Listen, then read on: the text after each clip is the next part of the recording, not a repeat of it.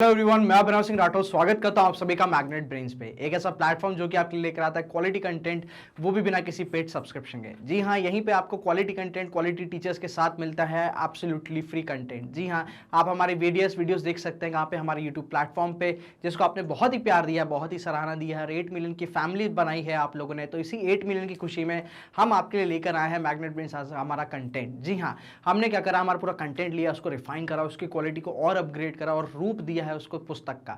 तो आपको ये ई बुक और एक फिजिकल बुक के रूप में मिल सकती है। डिस्क्रिप्शन में दिए लिंक पे क्लिक करें, अपनी प्रेफरेंसेस भरें, अपनी इंफॉर्मेशन दें और सबमिट करें। तो जैसे इंफॉर्मेशन हमारे पास आती है, हमारी टीम आपसे तुरंत कॉन्टैक्ट करेगी रिगार्डिंग द मटेरियल। तो इस मटेरियल में अपार्ट फ्रॉम रीडिंग आपको क्या मिलता है, आपके नोट्स और रीडिंग के अलावा क्या क्या मिलता है, तो कुछ मल्टीपल चॉइस क्वेश्चंस, कुछ प्रीवियस ईयर क्वेश्चंस और कुछ प्रैक्टिस के लिए आपके लिए एक्स्ट्रा क्वेश्चंस। तो मैं आपके बात करने जा रहा हूं एक पेपर के नए एस्पेक्ट के बारे में। जी हाँ, very short answer type question. जब हम बात करते हैं very short answer type questions के बारे में, तो ये एक नया ट्रेंड इमर्ज होकर आ रहा है किसमें, आपके स्कूल्स के पैटर्न में। जी हाँ, स्कूल के क्वेश्चन पैटर्न में एक नया ट्रेंड इमर्ज होने को आया है। एमसीक्यूज की हम बात कर चुके हैं, अब हम बात करने वाले हैं इस very short answer type questions के बारे में। तो जब हम बात करते हैं इसके बारे में, वेरी शॉर्ट आंसर टाइप के बारे में, तो ये होते हैं आपके कितने 1 मार्क्स के।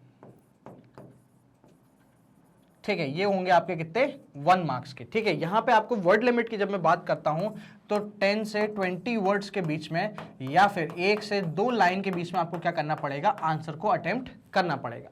किस टाइप के आपसे क्वेश्चन पूछे जा सकते हैं, तो यहां पे आपसे डायरेक्ट क्वेश्चन पूछे जा सकते हैं। ठीक है, आपसे कोई फैक्ट पूछा जा सकता है या आपसे कॉम्बिनेशन क्वेश्चन पूछे जा सकता है।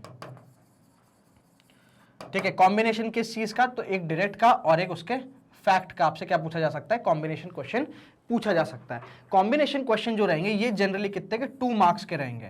ठीक है, तो ये 2 मार्क्स का क्वेश्चन भी किसमें आ सकता है, वेरी शॉर्ट आंसर टाइप के ट्रेंड में आ सकता है। हमको कम से कम यहाँ पे कितने 10 वर्ड से लेके 20 वर्ड के बीच में इस पर्टिकुलर क्वेश्चन को अटेम्प्ट करना होगा। आप यहाँ पे एक्सपेक्ट कर सकते हैं 3 से 4 क्वेश्चन जो है आप वेरी शॉर्ट आंसर टाइप के एक्सपेक्ट कर सकते हैं। बहुत ही कट शॉर्ट रहेगा, बहुत ही डायरेक्ट क्वेश्चन रहेगा, आपको किसी भी तरीके से घुमाने की कोई कोशिश नहीं करी जाएगी, सीधा फैक्ट पूछा जाएगा या डेफिनेशन पूछी जाएगी। तो इसी ये जो चीज है, इसको ये पॉसिबिलिटी बनाती है कि यहाँ पे आप क्या कर सकते हैं, मैक्सिमम मार्क्स जो है वो लेकर आ सकते हैं। ठीक है, इसलिए ये पार्ट जो है काफी इंपॉर्टेंट हो जाता है आपके एक्यूरेसी पर्पस से। चलिए पहला क्वेश्चन देखते हैं, बोलते हैं हु वाज विलियम कैरी। तो हमने बात करी थी किसके बारे में, विलियम एडम्स के बारे में और विलियम जोन्स के बारे में। अब ये पूछ रहा है क्या विलियम कैरी कौन था। ठीक है, तो विलियम कैरी की जब हम बात करते हैं तो वो अगेन स्कॉटिश मिशनरी था, जिसने क्या करा था, सेरमपुर में आपका एक कॉलेज एस्टैब्लिश करने की क्या करी थी, कोशिश करी थी, उसमें हेल्प करी थी। तो ये थे आपके क्या, विलियम कैरी। अगेन जब हम सेरमपुर मिशन की बात करते हैं तो ये एज एन एक्स्ट्रा इंफॉर्मेशन हमको दी हुई रहती है, कहाँ पे, हमारे बुक के एक छोटे से बॉक्स में। ठीक है, यहीं से भी क्वेश्चन उठ गया और आप सोचेंगे कल ना यार हमने तो विलियम एडम को पढ़ा, विलियम जोन्स को पढ़ा, ये साला विलियम कैरी कौन आ गया। ठीक है, तो वो इंफॉर्मेशन दी हुई है बुक में, ऐसी कोई भी क्वेश्चन नहीं है जो बुक से ना उठाया जाता हो, इसलिए बुक पढ़ना बहुत इंपॉर्टेंट हो जाता है। चलिए, for what purpose was Madrasa setup in Calcutta in 1781। Madrasa setup की बात होती तो हमने यहाँ पे किसकी बात करते हैं, ओरिएंटलिस्ट की बात करते हैं। किसकी, ओरिएंटलिस्ट की। ठीक है, तो ओरिएंटलिस्ट की जब हम बात करते हैं, ठीक है, तो हम इनसे बात कर रहे हैं क्या कि भैया इन्होंने मदरसा सेटअप करा कलकत्ता में 1781 में। ठीक है भैया, क्यों करते हैं, तो भाई मदरसा एस्टैब्लिश करा गया किसकी, अरबिक स्टडी के लिए। ठीक है, अरबिक स्टडी को क्या करने के लिए, प्रमोट करने के लिए। ठीक है, रॉ फॉर्म में आंसर क्या बोलता है, to promote the study of Arabic, Persian, ठीक है, and Islamic law.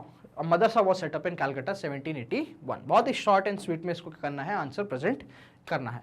What was William Jones appointed as. अब यहाँ पे बात आई है विलियम जोन्स के बारे में, ये क्या अपॉइंट होते हैं, तो ये सुप्रीम कोर्ट के जज अपॉइंट होते हैं एज अ जज ऑफ सुप्रीम कोर्ट। ठीक है, कहाँ आते हैं, ये अगेन कलकत्ता में आते हैं।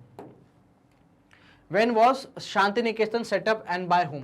तो शांति निकेतन एक ऐसा स्कूल होता है जो कि एक इंडियन एजुकेशन या इंडियन कल्चर के साथ साथ वेस्टर्न एजुकेशन को अडॉप्ट करते हुए एक नई स्ट्रीम या एक नया टाइप का स्कूल एस्टैब्लिश होता है रविंद्रनाथ टैगोर द्वारा। ठीक है, तो ये कब होता है, तो 1901 में ये एस्टैब्लिश होता है। रविंद्रनाथ टैगोर इसको क्या करते हैं, एस्टैब्लिश करते हैं शांति निकेतन को। Name some important oriental institutions. Oriental institutions के बारे में बात होती तो एक मदरसा की बात करते हैं हम और एक बनारस कॉलेज की बात करते हैं। ठीक है, ये 2 ऐसे इंपॉर्टेंट इंस्टीट्यूशंस थे जो कि एस्टैब्लिश करे गए थे किसके द्वारा, ओरिएंटलिस्ट के द्वारा। तो हिंदू कॉलेज बनारस में एस्टैब्लिश होता है। ठीक है, ये एक संस्कृत कॉलेज होता है, संस्कृत की पढ़ाई को प्रमोट करने के लिए। वहीं एक मदरसा एस्टैब्लिश होता है कलकत्ता में, किसके, अरबिक और पर्शियन स्टडी और इस्लामिक लॉ की स्टडी के लिए। Name the different language that William Jones study. Again Oxford में ये पढ़ते हैं, ग्रीक और इटालियन भी पढ़ते हैं साथ में ओरिएंटल के अलावा, ठीक है। तो Greek, Latin, English, French, Persian and Arabic, ये क्या थे, इनके स्किल्स थे, लैंग्वेज स्किल्स थे किसके, आपके विलियम जोन्स के। Who was Henry Thomas Colebrook?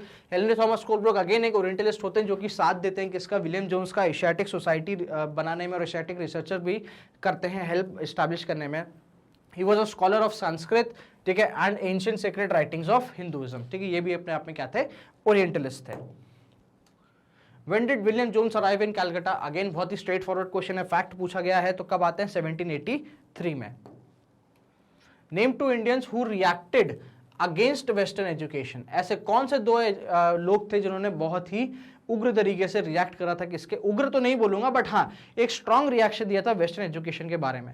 तो हम नाम लेते हैं किसका, महात्मा गांधी और रविंद्रनाथ टैगोर का। इनके अलावा औरोबिंदो घोष भी एक ऐसे हमारे इंडियन हो जाते हैं जिन्होंने अपने व्यूज प्रेजेंट करे थे नेशनल एजुकेशन पॉलिसी को लेकर। फिलहाल के लिए आंसर क्या जाएगा, महात्मा गांधी जी और Rabindranath Tagore. What type of education was given to children in पाठशाला? ठीक है, पाठशाला में जो बच्चे हैं, यहाँ पे किसकी बात हो रही है, वर्नाकुलर एजुकेशन की बात हो रही है। तो यहाँ पे किस टाइप की एजुकेशन दी गई थी, तो लोकल या आप कह सकते हो वर्नाकुलर एजुकेशन दे गए थे, ठीक है। Teaching was oral and the Guru decided what to teach, मतलब गुरु बताएगा कि बच्चे को क्या पढ़ना है क्या नहीं पढ़ना। कोई भी टाइप का करिकुलम नहीं था, कोई भी एस्टैब्लिश या बुक टीचिंग नहीं थी, टोटल ओरल टीचिंग यहाँ पे दी जाती थी किसमें, पाठशालाओं में। How many languages were known by William Jones? Again बहुत सारी अभी हमने बात करी है, तो कम से कम कुछ नहीं तो फ्रेंच हो गए, इंग्लिश हो गए, ग्रीक, लैटिन, अरबिक, पर्शियन और Sanskrit.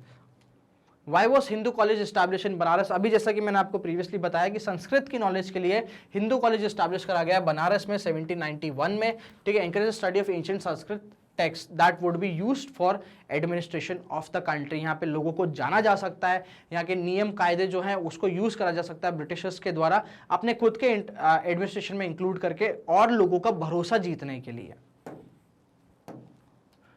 Who was Charles Wood? Charles Wood कौन थे जिनके नाम पे वुड्स डिस्पैच आता है भैया, ये बता दो। तो president of the board of control of company, ठीक है। हम देखते हैं कि जब रिसेंटली क्या होता है, इस टाइम पे, इस एरा में बोर्ड के जो वर्क्स होते हैं वो बोर्ड ऑफ कंट्रोल और बोर्ड ऑफ डायरेक्टर में डिवाइड हो जाते हैं। तो चार्ल्स वुड कौन थे, प्रेसिडेंट थे आपके किसके, बोर्ड ऑफ कंट्रोल के, ठीक है।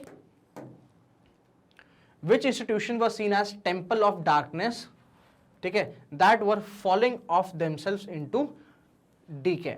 तो ऐसे कौन से इंस्टीट्यूशंस थे जिनके लिए ये टर्म यूज करा गया, तो oriental institutes like Calcutta Madrasa and Banaras Sanskrit college, ठीक है, were seen as the temple of darkness that were falling of themselves into DK.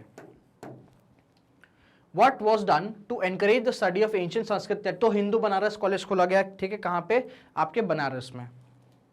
Why was Calcutta Madrasa setup? Again by promotion of Arabic, Persian and Islamic laws, ठीक है, Arabic, Persian and Islamic laws. Name the places that were British established universities. ये बहुत अच्छा question है, ठीक है। Again extra information में दिया गया ऐसी कहाँ कहाँ जगह थी जहाँ पे ब्रिटिशर्स ने अपने एजुकेटेड यूनिवर्सिटीज जो थी वो इस्टैब्लिश करी गई थी। तो कलकत्ता, मद्रास और बॉम्बे प्रेसिडेंसी में इन्होंने एक एक इंस्टीट्यूट क्या करा था, इस्टैब्लिश करा था। Name two individuals who sharply attacked the orientalist. Orientalist पे शार्पली अटैक कौन करते हैं, तो जेम्स मिल हो जाते हैं एक तो, और थॉमस बैबिंगटन मैकाले। ये दो लोग ऐसे रहते हैं जो कि बहुत ही हार्श तरीके से, बहुत ओपनली क्रिटिसाइज करते हैं ईस्टर्न एजुकेशन या हमारे ओरिएंटलिस्ट को। तो ये थे आपके सामने कुछ एग्जाम्पल्स जो कि बहुत ही स्ट्रेट फॉरवर्ड, जैसा कि आपने देखा बहुत स्ट्रेट फॉरवर्ड थे, या तो कोई फैक्ट पूछ रहे हैं या किसी चीज़ को डिफाइन करने के लिए पूछ रहे हैं। कॉम्बिनेशन क्वेश्चंस भी यहाँ पे दो चीज़ों को मिला के बनाए जा सकते हैं। तो इसी तरीके से कॉम्प्रिहेंसिव स्टडी के लिए बने रहिए मैग्नेट ब्रेन्स पे, जो कि आपके लिए लेकर आता है किंडरगार्टन से लेकर क्लास 12 तक के extensive courses, Hindi medium, English medium दोनों में। साथ साथ जो कॉम्पिटेटिव एग्जाम्स है वो भी आपको यहाँ पे प्रॉपर तरीके से प्लेलिस्ट में डिवाइडेड मिल जाती है, जैसे कि NTSC, NEET, olympiad, spoken English वगैरह वगैरह। ये सब एजुकेशन आपको 100% फ्री रहती है। जी हाँ, आप हमारे वीडियोस वेरियस प्लेटफॉर्म पे देख सकते हैं, जहां पे आपको कोई भी टाइप का कूपन कोड या कोई भी सब्सक्रिप्शन कोड नहीं डालना पड़ेगा। 100% फ्री एजुकेशन मैग्नेट ब्रेन्स आपके लिए देता है।